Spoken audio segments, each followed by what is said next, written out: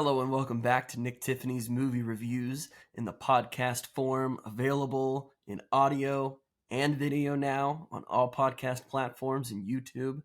Today, we're talking about what should really be a Halloween release somehow in the middle of all these summer blockbusters. But at this point, Disney's just burning money, like we all know. So that's why we've got The Haunted Mansion, based off the Disneyland ride, coming out in July, right after Oppenheimer and Barbie. It's just a stacked time, and I really don't see this movie panning out well for him as far as financially goes. I mean, I think it's a decent movie. It's enjoyable, and we're going to get into that, but gosh, they're really doing themselves no favors by putting this out in the middle of a bloodbath box office season. This is a haunting movie. This spells out Halloween, and it couldn't be clearer. And unlike rated R horror movies, I don't think this is going to have the same draw that even young kids, I say young kids, teenagers probably, are going to go to. Because that's where they kill. That PG-13 rating for horror movies, they get to print money all year round. But this is different. This is not really a horror film. There are some horror gothic elements kind of existing in the background, but by and large, it really just feels like they're trying to push, like, hey, come back to the Disney parks, the only thing that's profitable in our entire company. Look that up, actually. That might be outdated information, but for a while, just like at Waystar Royco, these parks are the only thing keeping them alive.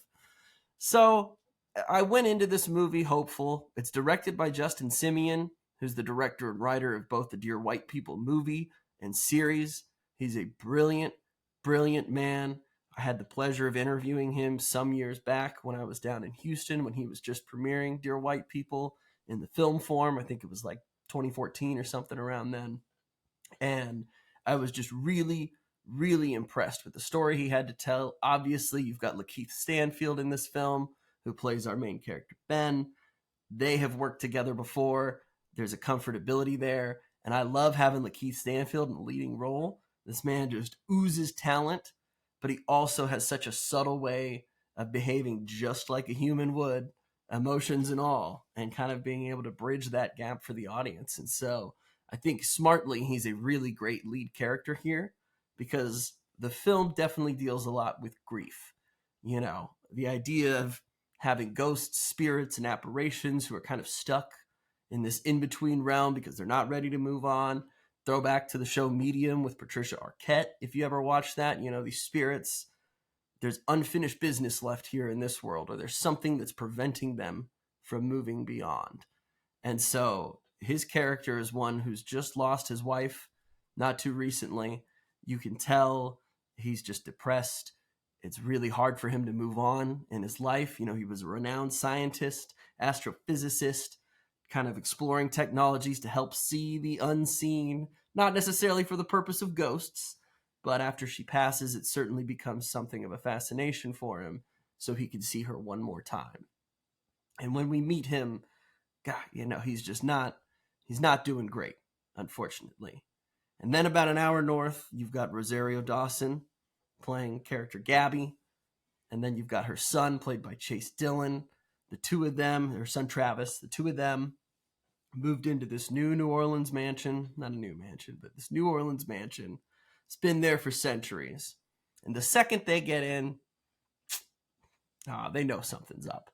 Knights are walking around, candle lights are being flung all around, pictures are moving. Now we're getting out of here. And the laughs in this film are certainly played in a more modern sense.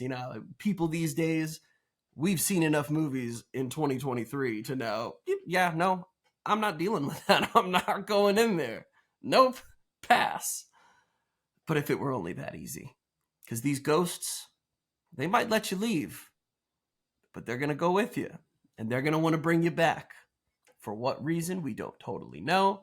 But now, the two of them are stuck there, and they need all the help that they can get.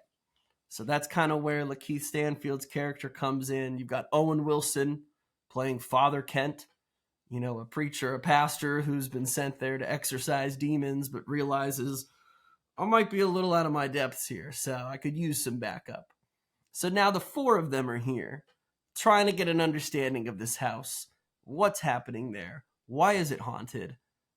And how do we get these ghosts to leave us alone? Because otherwise, we're trapped.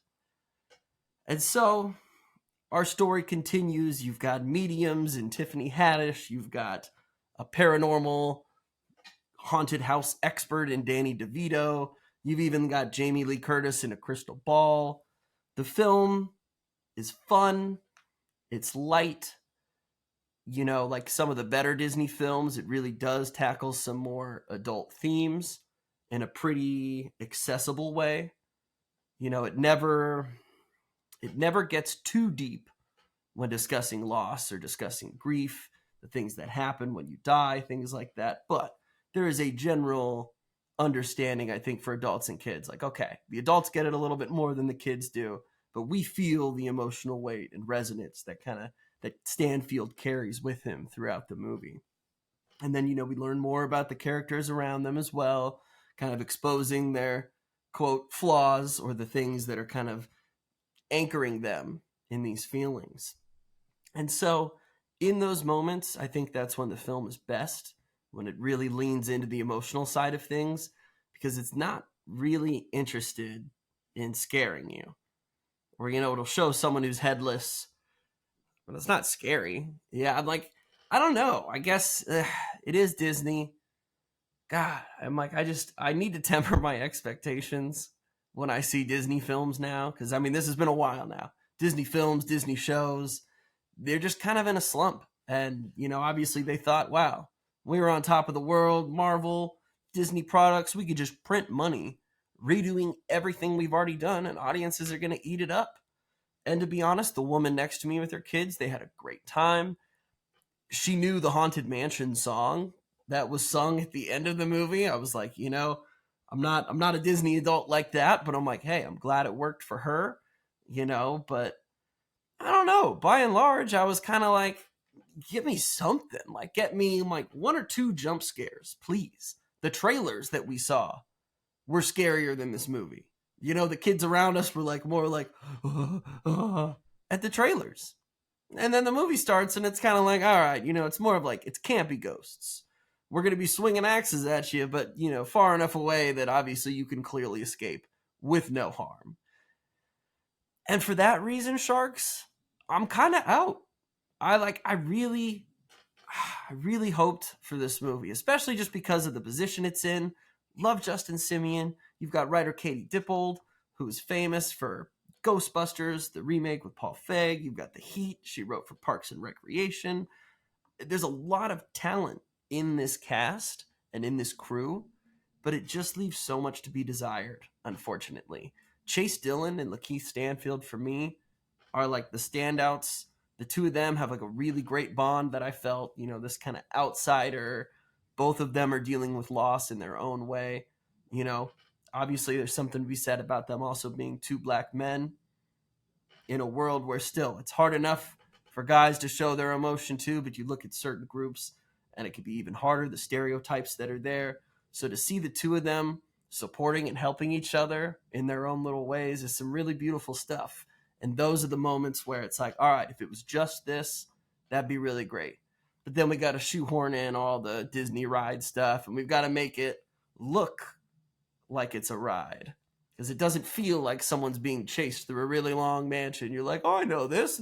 There's the walls when they come down, just like in The Thing, And, I look at what they did with Pirates of the Caribbean 2 decades ago, and it's like, wow, if you're really going to make something like this, go that route. Because Pirates of the Caribbean is a blast. It is so enjoyable. From the music, to the set pieces, to the action. It is still family friendly in a lot of ways, but is really serious and has some like really dark moments that kind of ground it, because you're like, let's be honest. We're talking, I'm like, you've seen the ride, maybe. You've heard about the mistresses or the maidens pulled because they're like, oh, we want the ride to be a little more PG friendly these days. And so we're going to get rid of some of these abusive drunk guys. We're going to get rid of all these deals. I'm not going to dive into like a bring them back because that's what we need. Dang it. I really don't care that much about it. I just care that you make a good film. And as long as you're acknowledging the world that you're in, even though the Pirates of the Caribbean is fun and whatever, I'm like, pirates were not fun. These were not like good dudes, and that's kind of why they're scary. That's why some of them are so cutthroat. And why one moment you're like, oh man, this is so enjoyable and amazing. And then you're like, oh my gosh, I can't believe I just saw that. Like, is our hero going to be okay? It never felt in this film like there were stakes that were ever big enough where I was like genuinely concerned about any of them. And it sucks because, again, they're all just, it's a talented group of people, but this film's just going to get lost in the shuffle, unfortunately. Enough emotion was brought into it outside of the Disney experience, and I'm thankful for that. But by and large, Disney, you gotta get it under control over there. I told people I was going to see this movie when I was leaving work. Like, oh, what are you going to see? It's like, oh, the new Haunted Mansion movie. And they're like, wait, like Disney Haunted Mansion? Like the ride? And I was like, yeah, they're doing another movie. They're doing a movie about it, And they're like, oh, man, Disney there's nothing original now. And I mean, it's felt like that kind of for a while. I mean, honestly, even though The Little Mermaid was pretty good, Cinderella is still the best live action movie they've done. As far as like creating something that is what was done, but just completely making it brand new for a new audience, a new time. I have not felt that since Kenneth Branagh's Cinderella. And Disney, by and large, on the Marvel side, are just taking a steep slide downwards. So I don't know. I think just like Warner Brothers and a whole bunch of other companies, they need to take this strike seriously. They need to really evaluate, okay, should we just go ahead and make cookie cutter remakes? Or should we actually try to do something different? Are there new heroes and stories we can create? Or if we're going to do a movie about the Haunted Mansion, I don't know, what if we made it kind of scary? I mean, I love they kind of set the scene in New Orleans, all these ideas about, hey, even after death, there is celebration of the life. And that, they start the film so strong with this emphasis on looking at life in a different way, looking at death in a different way. It's only the beginning. And I really liked a lot of the ideas that they were working with, but it didn't ever feel like they totally came to fruition, unfortunately. So, A Haunted Mansion, it's enjoyable. I feel like, unfortunately, the same thing's going to happen that's been happening with all of their movies. Indiana Jones, which was outgrossed by Barbie in one weekend worldwide. I mean, people are like, all right, this is going to be on Disney Plus in a month and a half or 2 months. Movies cost a lot of money to go see with the whole family. I get it. And, for me, if I didn't do this job or just wasn't, generally a movie fan who like loves going to the movie theaters, I don't know if this was something that I would have seeked out, There's part of me that's like, I'm glad I watched it for a few reasons, but by and large, it's just kind of forgettable. It's just there. And Disney needs to move away from that. They need a new narrative. Elemental is like the light at the end of the tunnel for them. It's like, okay, if you can try and go more, and again, but that's Pixar though. And even though Pixar has a few duds here and there, by and large, they're pretty good. But something's got to change over there because we can all see it. So there you go. Haunted Mansion. It's not bad. It's not great. It's just somewhere in the middle. So I'm not going to tell you run and go see it when you could still go see Barbie and Oppenheimer. Obviously that'd be my recommendation. But if you are a fan of the ride, if you were a fan of the Haunted Mansion, then by all means, I hope you have a great time with this movie. But don't worry, you could probably even bring a small child because it's really not that scary. Again, I know that's not what it's supposed to be completely, but who knows? Stay tuned for more. We got some Teenage Mutant Ninja Turtles coming out next week. Statham's coming back with the Meg 2. So I feel like there's going to be a lot at least to hopefully enjoy entertainment-wise. I'm not necessarily saying, maybe the new Ninja Turtles quality-wise might be a little bigger than the Meg, but we'll see. As always, thanks again for listening, you guys. Follow me on all platforms, NT Movie Reviews, Nick Tiffany's Movie Reviews, We got reels. We're even on TikTok. I'm trying to do this whole video deal. I'm still wiping sweat. This is the problem with Washington in the summer and no AC. I'm just really doing this to myself. But I appreciate you guys. Appreciate you guys sharing this content. Appreciate the recommendations and what you suggested I should see. A lot of that's going to be coming to fruition soon, too. So please just keep tuned. And thanks again for listening.